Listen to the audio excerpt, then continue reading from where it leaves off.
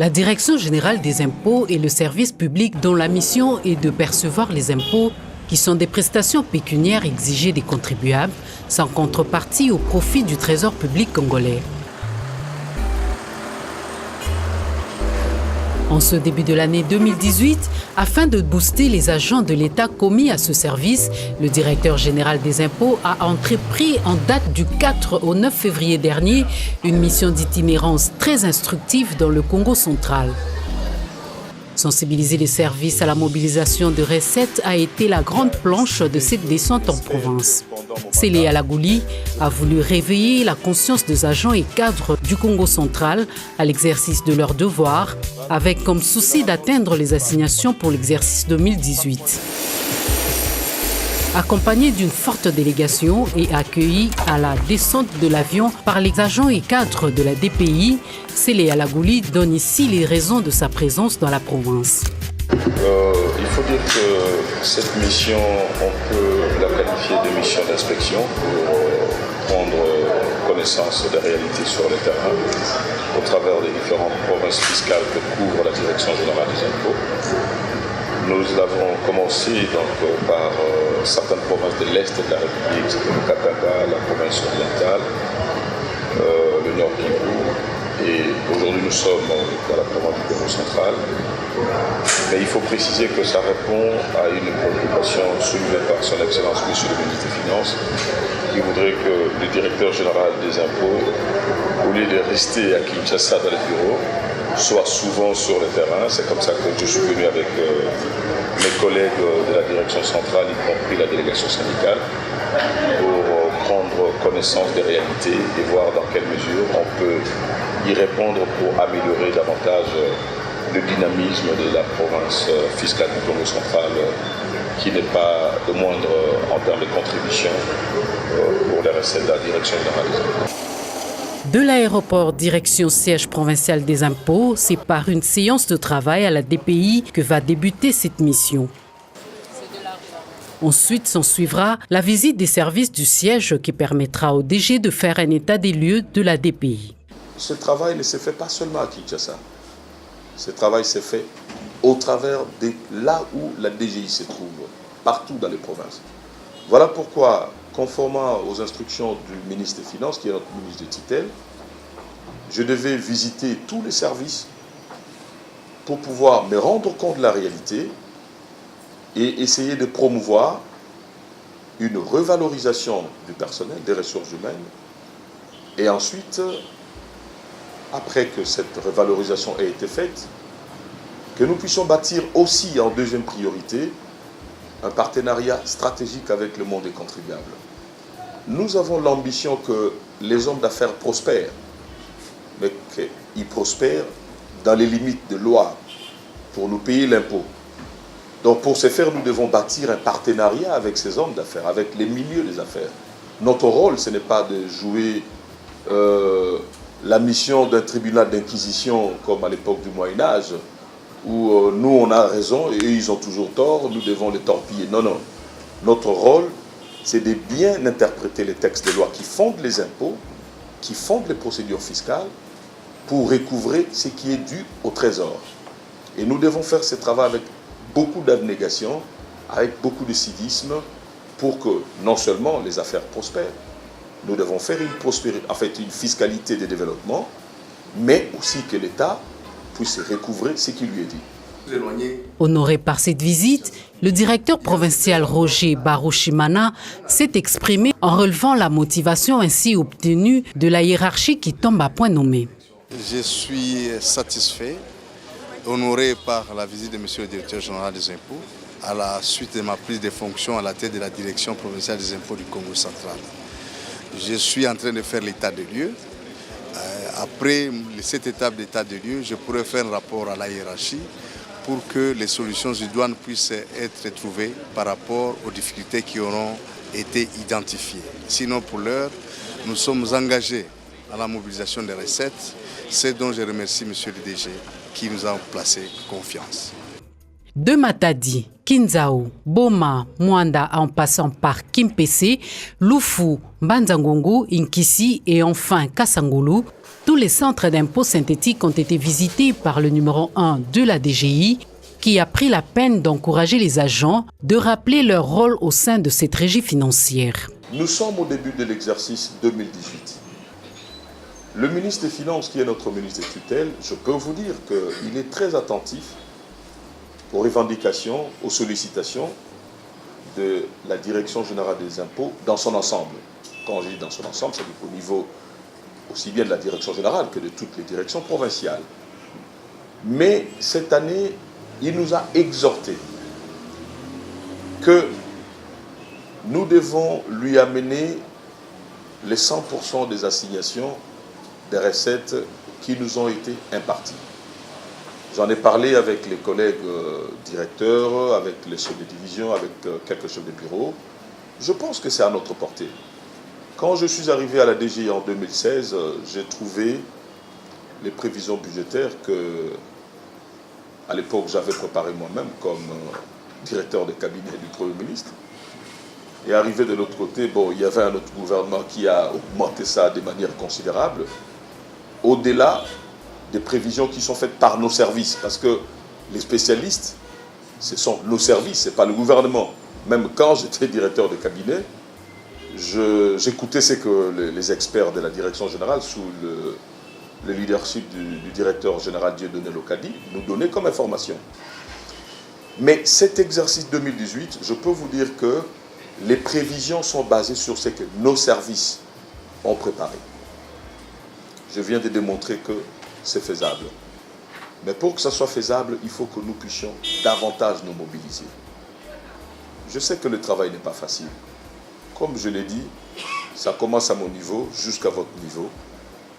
On est sollicité, on est torpillé de toutes parts par le regard de contribuables, par le regard de membres de famille, par le regard de la politique, parce que les gens estiment que nous en avons beaucoup. Mais concentrons-nous sur le travail, faisons le maximum. Parce que, je l'ai dit hier, quand nous venons au bureau, disons-nous que le travail que nous faisons quand je vais au bureau, c'est pour mobiliser de l'argent, pour nourrir le président, pour nourrir les policiers, les militaires, les diplomates, les enseignants, faire des routes. Tout ça, c'est ce que vous faites. C'est ce que nous faisons. Il faut voir les choses comme ça. Ne voyez pas que, bon, je vais seulement à la DGI faire des recettes. Non, non. Il faut dire que par le travail que je fais, je contribue à nourrir le chef de l'État. Je contribue à nourrir les membres du gouvernement, des institutions. Je contribue à rendre ce pays indépendant de l'aide internationale. Des doléances ont été donc soumises au patron de la DGI par les agents. Célé Alagouli pense qu'il faut placer l'homme au cœur de l'action de la DGI pour un résultat optimal. Ma mission s'inscrit dans, disons, une double acception. Le premier volet de la mission, c'est que depuis que j'ai été nommé par son Excellence, Monsieur le Président de la République, j'ai axé mes priorités d'abord sur les ressources humaines. Parce que contrairement à ce que j'ai toujours l'habitude de dire, beaucoup de démagogues qui disent oui, je viendrai multiplier les recettes par 4, par 5, par 10, ainsi de suite. Je crois qu'il faut d'abord améliorer le sort du personnel. Requiert un certain nombre d'éléments. Il faut naturellement qu'elle soit bien formée. Il faut naturellement qu'elle soit bien logée en termes de travail. C'est-à-dire que c'est pour ça que j'ai visité les bureaux pour voir, parce que je prends un exemple, quand il fait chaud, hier quand j'étais ici, il faisait une chaleur énorme. Donc on ne peut pas travailler dans ce genre de conditions. Améliorer le sort du personnel requiert aussi, dans la mesure du possible, améliorer le niveau de ses primes pour répondre aux besoins des sociétés, parce que je sais que nous sommes très sollicités comme agents des impôts. Nous avons une erreur qui s'est diffusée dans la mémoire collective, pensant que tout agent d'impôt est riche, ce qui n'est pas vrai, pourtant c'est des fonctionnaires. Donc, dans la mesure du possible, il faut corriger ce genre de choses. Mais aussi, revaloriser le personnel, c'est mettre un accent sur sa déontologie et sur son éthique. Nous sommes des agents des impôts. Et l'impôt, c'est ce qui nourrit la vision politique d'un pays, parce que le gouvernement a besoin de ressources pour développer conformément aux orientations données par le président de la République. Et ce travail nécessite le passage de beaucoup de flux financiers devant nous. Donc pour ce faire, il faut assez d'éthique, assez de déontologie pour résister aux tentatives d'arrêter cet argent à son niveau et que ça soit canalisé effectivement dans les caisses de l'État pour permettre au gouvernement de faire le travail qui doit être fait. Des entreprises privées telles que Matadi Gateway Terminal, un port nouvellement construit avec une capacité de 7052 conteneurs, les installations Le Rexcom Petroleum ainsi que celles de Perenco ont été honorées par la visite du DG des impôts. Mais itinérance veut dire voir les services de la Direction générale des impôts, mais aussi conformément aux priorités que s'est assigné la haute direction, notamment bâtir un partenariat franc et dynamique avec le monde des contribuables. Nous sommes venus voir ces contribuables qui est l'un des majeurs au niveau de nos services ici, pour discuter avec eux de manière à comprendre leurs préoccupations d'un point de vue fiscal pour savoir dans quelle mesure les accompagner pour mieux faire les affaires, ce qui contribue naturellement à désenclaver davantage le pays d'un point de vue du commerce international, mais aussi une fois que les affaires sont faites, il faut payer l'impôt. Donc nous sommes venus parler avec eux de tout ça, comment ça évolue et puis quelles sont les prévisions de recettes que nous pouvons attendre d'eux au courant de l'exercice 2018. À tout seigneur, tout honneur, des civilités ont été présentées au gouvernement Jacques Mbadou Sitou par le DG. Comme de coutume, il est donc d'usage d'abord de se présenter auprès de l'autorité provinciale pour non seulement présenter les civilités, mais aussi circonscrire les cadres de notre déplacement, dans la mesure où nous avons besoin de son appui pour les faciliter, non seulement pour la mission, mais pour accompagner les services de la Direction générale des impôts qui sont implantés au niveau de la province du Congo central. Je dois dire que je suis très satisfait, en tout cas avoir, après quelques années d'absence de cette province, le développement économique fulgurant au niveau de la province, mais aussi l'engagement politique indéniable dont fait preuve le gouverneur de la province pour répondre à l'appel du chef de l'État en termes de la révolution de la modernité. Par le nouveau bâtiment du gouvernorat que je viens de voir, je suis en tout cas extrêmement étonné, mais aussi j'ai vu le dynamisme au travers d'autres activités comme en fait économiques, telles que j'ai visité hier, mais bien d'autres dont il nous a donné un peu l'aperçu. Ça montre que l'économie bouge dans cette province et d'autres provinces pourraient tirer profit de ça, mais c'est aussi un motif de satisfaction pour la Direction générale des impôts parce qu'elle pourra tirer des impôts sur des nouvelles activités en gestation ici. Faisant partie de la délégation, le président syndical Léopold Ntsamba a aussi eu un mot à dire à ses pairs. Lorsque vous recevez l'enveloppe qui vous revient en termes à la fin de l'année de vivres, vous touchez une enveloppe de l'huissier jusqu'au DG, chacun a un sac, chacun a un carton, chacun a... L'enveloppe là, c'est la même enveloppe que le DG a touché. Ce que vous avez touché, c'est ce que le DG a touché, des huissiers jusqu'au DG. Ce sont les efforts de partenariat fructueux. Alors, et nous aimerions que cela puisse aller de l'avant. Nous connaissons le langage en tant que fiscalistes, nous connaissons ce que nous faisons. Et si nous disons que s'il y a eu un bon comportement en termes de mobilisation de la TVA, des pénalités, nous savons comment est-ce que cela arrive et c'est pourquoi on n'arrive pas. Ce que nous demandons, parce que nous sommes entre nous, de bien canaliser les pénalités telles que mobilisées et de renforcer de plus en plus, parce que ce sont ces pénalités-là qui nous permettent d'enrichir l'enveloppe et d'augmenter l'enveloppe de rémunération. Parce que n'oubliez pas, le DG, lui, il est en train de tracer une ligne de conduite. Il a pris le devant de vous sensibiliser. C'est quelque chose de louable. Et si lui le fait, en tant que chargé de la conception de toute l'administration, suivi déjà qui coordonne les directeurs, et alors là, vous dites qu'il faut faire attention. Moi, en tant que syndicat, je ne peux qu'attirer votre attention par rapport à tout ça. Parce que j'en connais quelque chose. Pourquoi? S'il insiste sur le civisme, parce qu'il a aussi un fouet à côté. Et c'est ce fouet-là que moi j'évite à ce que les agents puissent être victimes un jour.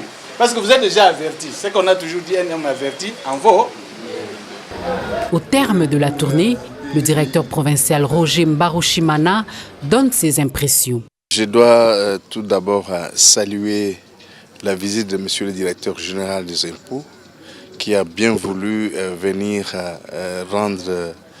se rendre compte du fonctionnement de nos services au Congo central. Et au niveau de la direction provinciale des impôts du Congo central, j'ai une satisfaction après ma prise de fonction parce que les opérateurs économiques, les contribuables sont bel et bien redevables des droits de l'État, ils payent les impôts conformément à la loi. Et donc la culture fiscale est bel et bien implantée en province du Congo central. Cependant, nous remarquons par-ci par-là qu'il peut y avoir d'autres contribuables qui sont dans les secteurs de l'économie souterraine que nous devons arriver à fiscaliser, à pouvoir élargir l'assiette fiscale de manière à permettre à chaque citoyen qui réalise des revenus imposables puisse payer son impôt conformément à sa catégorie. Nous avons certes des contribuables personnes morales, selon leurs seuils qui sont gérés par les CDI Matadi. Nous avons également les contribuables personnes physiques, personnes morales gérées par les CIS. Nous avons les ASPL, nous avons également les contribuables petites entreprises, nous avons également les micro-entreprises. Et tous ces contribuables, selon leur seuil de gestion, sont gérés par les CDI, Matadi, ou alors par les CIS disséminés à travers l'ensemble de la province. Nous avons donc eu l'occasion de visiter les centres d'impôts synthétiques de Matadi, de Nzamvu, de Kinzamwete, Boma, Mwanda. Nous sommes venus jusqu'au niveau du poste de concentré du NIF de Lufu. Nous avons visité les CIS Kimpese, Inkisi. Nous sommes en train d'aller à Kasangulu.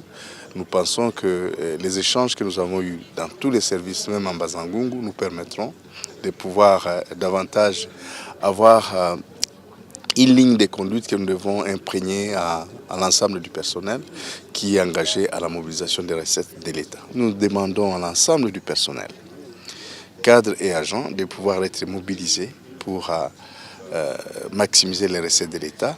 Nous avons l'obligation d'élargir l'assiette fiscale, mais également à bien canaliser les recettes pour le compte du Trésor public. Et la canalisation ne peut pas se passer que par les paiements par voie bancaire. C'est ainsi que nous saluons la collaboration des banques intervenantes encadrées par la Banque centrale du Congo qui ne ménage aucun effort dans le cadre de la collaboration de services et le nivellement des recettes au compte général du Trésor. Pour clôturer cette mission d'itinérance, le patron de la DGI qui, par cette visite, a aussi voulu établir un lien, un contact direct avec ses agents, donne un aperçu général de ce qu'a été cette mission. Je suis satisfait de la mobilisation des recettes au niveau de la province dans son ensemble parce que pour l'exercice passé, ils ont dépassé le seuil minimum fixé par le ministère des Finances, c'est-à-dire 80%. La province s'est située à 88%.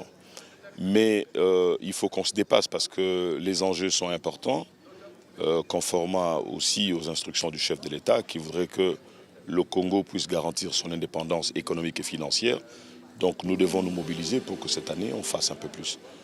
Nous avons vu donc, le niveau de prestations, mais aussi un certain nombre de problèmes liés bien entendu aux questions logistiques, aux questions de logement de nos bâtiments, mais aussi au niveau de civisme ou de l'incivisme fiscal de la part de certains opérateurs économiques. Et ça va nous permettre de pouvoir recentrer nos stratégies au niveau de la haute direction.